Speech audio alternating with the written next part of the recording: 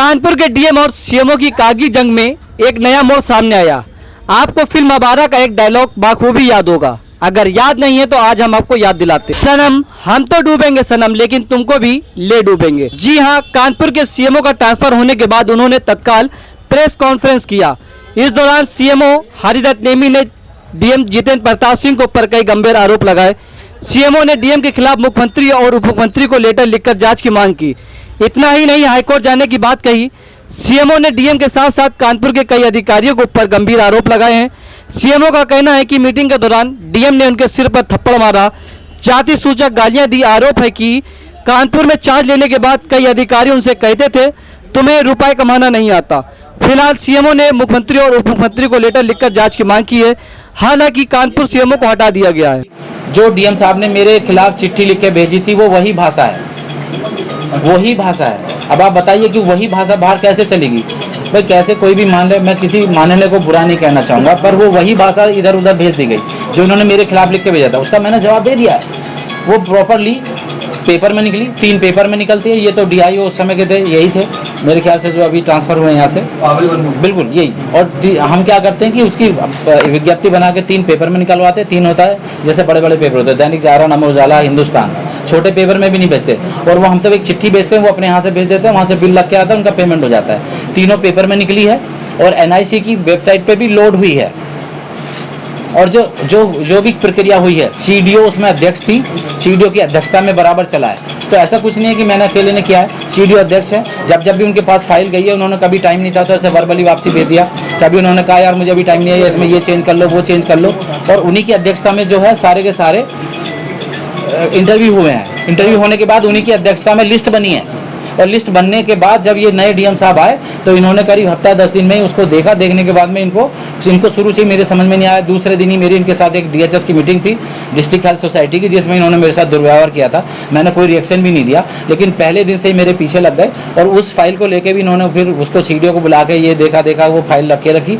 और उसके बाद इन्होंने मेरे से एक दिन कहा मीटिंग में कि मैं उसे जो है कैंसिल करने जा रहा हूँ। मैंने कहा सर जैसा आपका, मैं तो बड़ी अच्छी बात है, आप कर दीजिए, जो उसमें कमी है तो करिए। तो कमियां उसमें कुछ थी नहीं, बस ये कमी लगा दी कि ये नहीं है, वो नहीं, जबकि पूरी 4 दिन का वो लगा दिया कि 4 दिन नहीं थी। बीच में छुट्टी भी पड़ी। वो तो सीडीओ मैम बताए ना, उस समय यही सीडीओ मैम थी, ये बताए ना कि कहाँ मैंने देर करी। फाइल बराबर जा रही है, आप वर्बली बोल दे रहे हो कि अभी कल लेके आना, परसों लेके आना। फिर आपने कहा कि इसमें ये चेंज कर लाओ, मैं नहीं लेके जाता था। मेरा डीपीएम जो है ना, जो डीपीएम यूनिट में डीपीएम है अश्वनी, डीपीएमयू में एक डीपीएम होता है, डिस्ट्रिक्ट प्लानिंग मैनेजर। वो उसे बराबर फाइल को इनके यहाँ बाई हैंड लेके गया। ऐसा भी नहीं कि देर करी हो, या हम जैसे वहाँ छोड़ के चले आए, या हमने किसी उसके थ्रू भेजा हो। भाई अगर मैं डाक के थ्रू भेजूंगा तो देर हो ही जाएगी। पर्सनली आदमी लेके जा रहा है, पर्सनली लेके आ रहा है, तो उसमें खाई की देरी है। तो ऐसा कुछ नहीं है। जो मेरे पे चार्जेस लगाए गए हैं, और जो डॉक्टर्स वाली बात है कि 9 डॉक्टर्स की मैंने ट्रांसफर किया, आप समझ लीजिए। आरएन सिंह को हमने जेल भेजा, जेल से उसे पुलिस लाइन भेज दिया।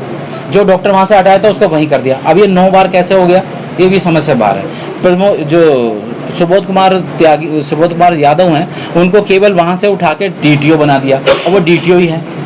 तो किसी का 9 बार नहीं हुआ है। एक डॉक्टर का एक जगह से वहाँ गया, उसके बाद छुट्टी, लेकिन जब वहाँ से वापसी हुआ है तो आरएन सिंह का केवल एक कैंसिल हुआ, एक बार गया, एक बार कैंसिल हुआ, एक बार यहाँ हो गया, बस।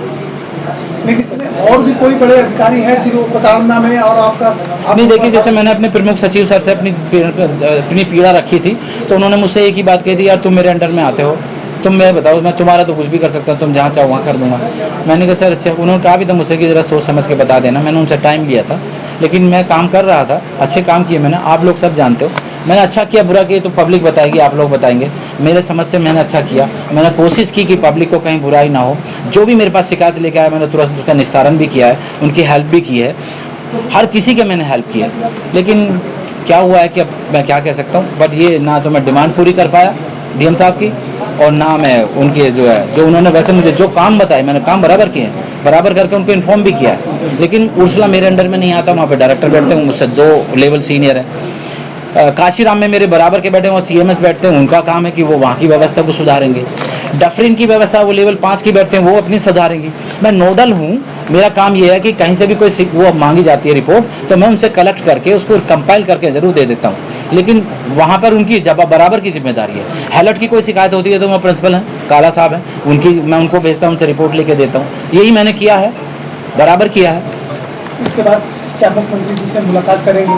क्या कोर्ट जाने का इरादा है? मैं कोर्ट जाऊंगा भैया जी, कोर्ट का जाना है मुझे, कोर्ट में कोई दिक्कत नहीं, कोर्ट ही जाना है। मुख्यमंत्री जी से कोई शिकायत करेंगे आप? हाँ, ये मैंने शिकायत जो मैं आप लोगों को दे रहा हूँ, ये माननीय मुख्यमंत्री जी को मैं भेज चुका हूँ। ये वाली मैं माननीय मुख्यमंत्री जी को भेज चुका हूँ। नीचे मैं आपको सबको दे दूँगा। चैनल नीचे करें।